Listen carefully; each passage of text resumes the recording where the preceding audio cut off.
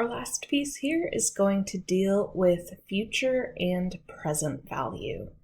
What this could help do is recognizing what something will be worth in the future. Similarly, if something is bringing an income stream, then like knowing its present value, you could decide whether it's worth purchasing or not. A few different things to use this for. So, as a refresher, this comes from our work with compounding continuously, our functions with financial mathematics that we cover in the previous class. So when we're compounding continuously, so having an account that grows continuously, we use our APERT formula. So what this does is it calculates the amount that's in the account, so like the balance. P is the principal. So a principal is a single deposit into the account. So the idea with this is that it's an account that compounds continuously and will have some rate at which it compounds. But this principal is our initial deposit. So like we put in $100. And the thing is that we don't revisit the account. We just let it grow. So we make this one deposit and then the account just does what it's doing. But we don't make withdrawals. We don't make any other deposits. A principal is just a single deposit. R represents the rate, so the percentage rate. T is the amount of time, typically in years. And then E is just a number, so we would just plug that into our calculator. So this function or equation, A equals P times E to the RT, is giving us a basis for how we're going to calculate these future values and present values that come from continuous money flow. So for future value, so we're given some function that's describing the flow of money, R of T, and then what we can find is the future value of the continuous monthly flow. Money flow, if we have this interest rate K that's compounding continuously over T years, then the future value is going to be equal to the definite integral from 0 to T of RT times E to the KT dt. So this setup right here is what we're seeing from an APERT formula. So R of T is a function, but it's the idea of having a function for our principal, so this continuous money flow. And then K, I mean, it's the same thing as R, that's just our percentage rate, and then T is the amount of time that's passing.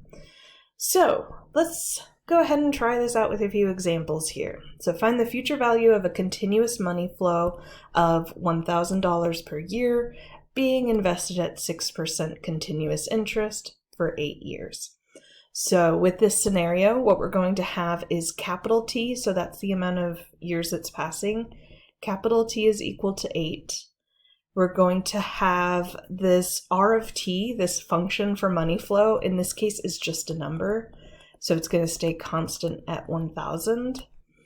And then K, which is the rate, is the 6%, which we're going to plug in as 0.06. So what we're going to do is to find the future value. We're going to take the definite integral from 0 to 8, 1,000 times e to the 0.06 times little t dt. So we're going to take the antiderivative of this. Now, this scenario is technically a U-Substitution. Let's go through it here. So the idea that we have this kind of function in our exponent there, the 0.06 times t, we'll do this once and then we'll kind of get the routine of how we're going to handle these when we have e raised to an exponent with a numerical value times our variable. But let's go through the U-substitution of if u is 0.06t, then du is 0.06 dt. And the thing is that I want 1,000 to be showing up, not 0.06. So what I want to do is multiply by 1,000 divided by 0.06. And same thing on the other side. So what we'll have for a substitution is 1,000 over 0.06 du is equal to dt. 1,000 dt, sorry. So with that, we can make our substitution. But the routine's going to go, what we'll really want to have is this 1,000 divided by that value as part of our calculation. So what we would have is 0 to 8 of e to the power u times 1,000 over 0.06 du, which is going to be the equivalent of, I'm just going to bring the 1,000 over 0.06, I'm going to bring that outside of the integral, 0 to 8 e to the 0.06 t dt. So it's a U-substitution. The routine we'll get to here is that you'll take that value up front, the principal, divided by the rate, and then taking the antiderivative from,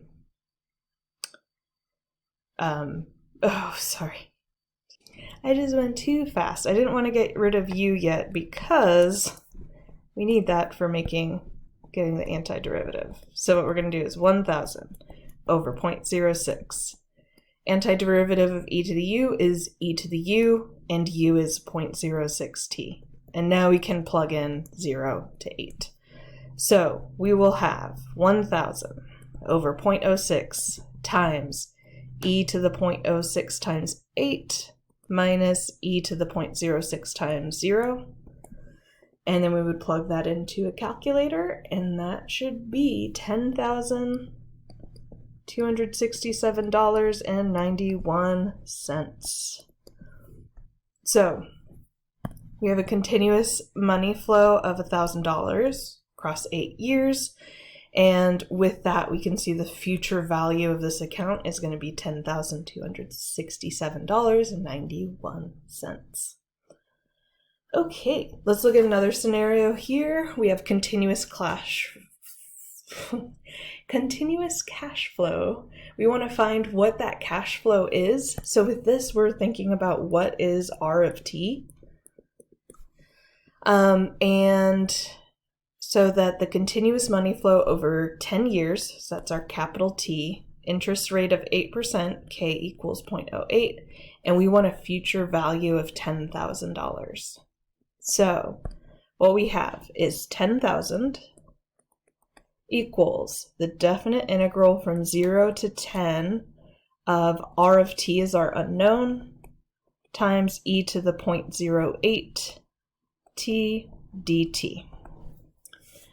Okay, so what we saw in that last scenario is that evaluating that antiderivative, what we could do is just think about R of t, whatever that is, divided by 0.08, and taking the antiderivative of, it would be like e to the u, but it's just e to the 0.08t, and evaluating that from 0 to 10. So we're going to have 1,000. I'll go ahead and multiply both sides by 0.08.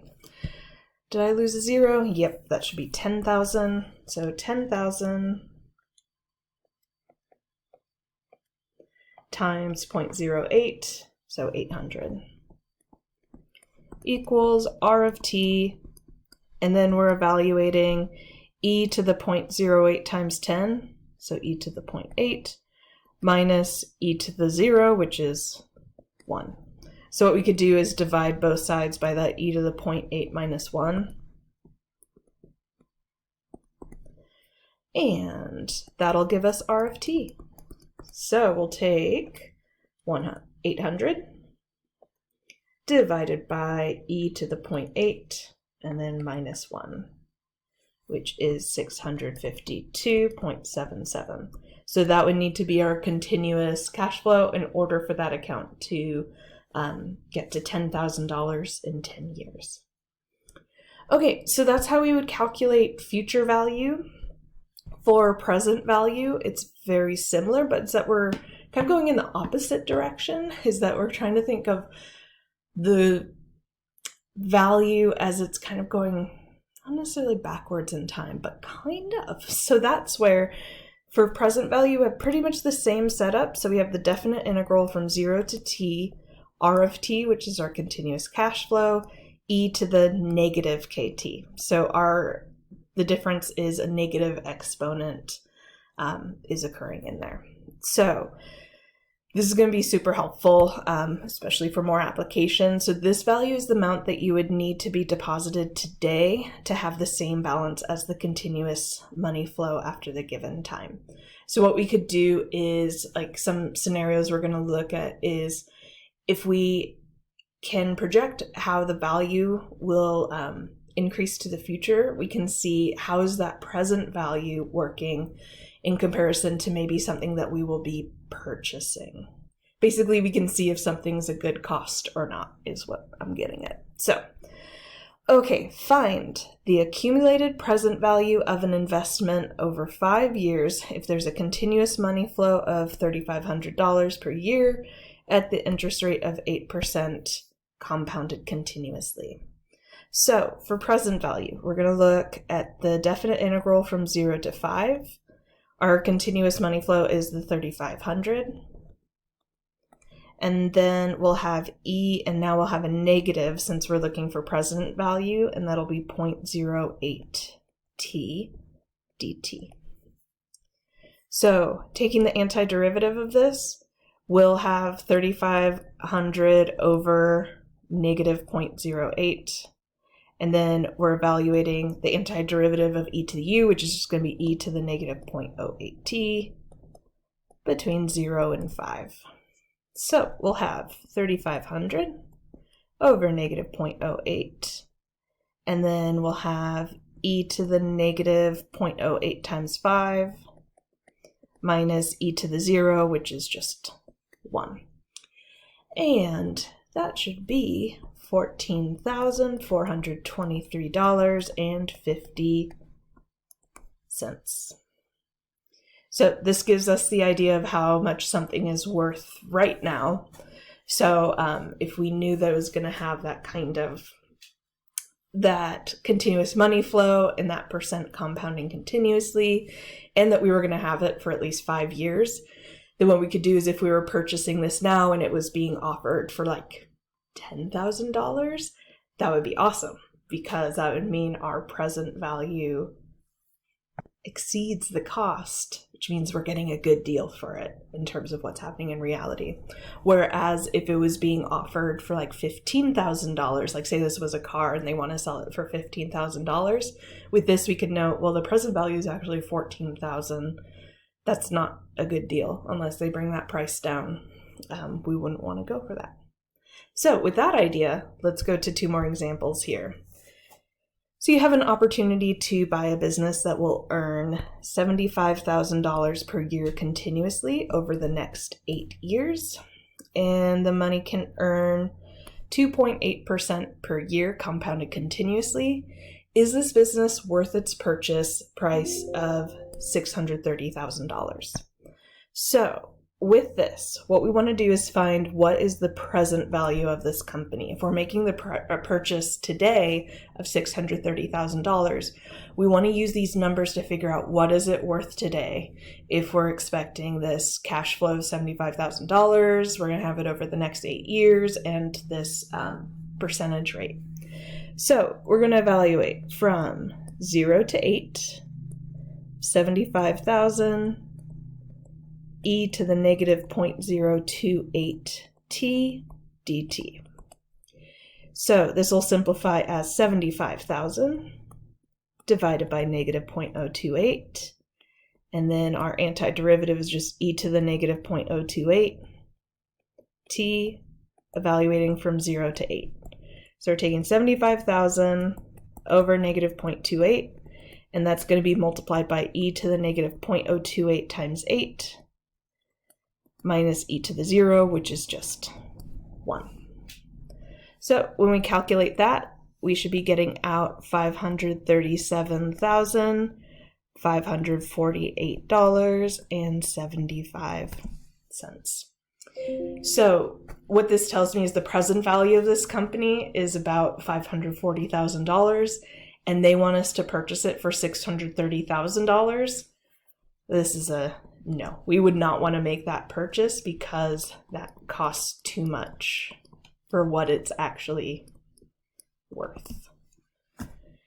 And with that, we'll leave that there. I know there's this last example here, but we'll just skip over that because I think that's enough examples for our present value and future value. I did keep included. Yeah, no, that's perfect. All right.